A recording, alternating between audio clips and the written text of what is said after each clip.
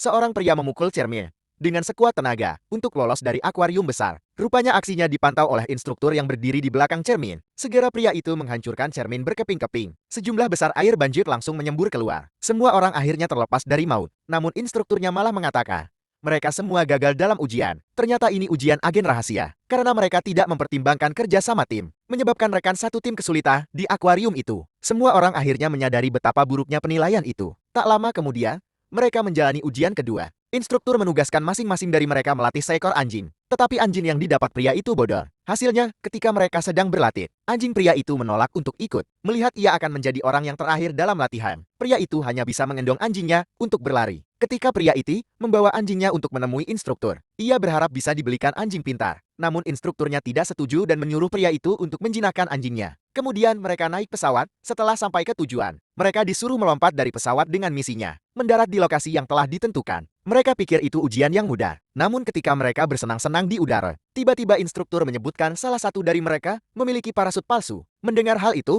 semua orang langsung panik. Hanya tersisa 1 kilometer dari tanah. Pria itu lalu memikirkan sebuah ide. Dia meminta rekan satu timnya untuk dibagi menjadi 2 tim. Namun ketika pria itu mendekati rekan satu timnya, tidak disangka rekannya langsung membukakan parasut karena takut akan kematian. Pada saat kritis, mereka bergandengan tangan hingga berbentuk lingkaran. Parasut terbuka secara berurutan. Tidak disangka benturannya terlalu keras, sehingga rekan-rekannya terpental. Hanya pria dan wanita itu yang tersisa. Melihat itu, pria itu langsung memeluk erat wanita itu. Ketika mereka berada di posisi kritis di barat laut, instruktur merasa khawatir saat melihat mereka berdua. Untung wanita itu membuka parasut tepat waktu, sehingga pria itu dapat bersandar kepadanya. Akhirnya keduanya mendarat dengan selamat di tempat yang aman. Meskipun yang lain juga menyelesaikan tugasnya, tetapi instruktur merasa mereka mengabaikan keselamatan rekan satu timnya, sehingga mereka dikoret dari ujian tersebut. Pria itu lalu memarahi instrukturnya karena ia merasa menjadi orang yang tidak beruntung. Namun instruktur tidak setuju, lalu ia mendatanginya dan membukakan parasutnya. Sehingga pria akhirnya mengerti, karena selama ini hanyalah sebuah ujian untuknya untuk menjadi agen rahasia.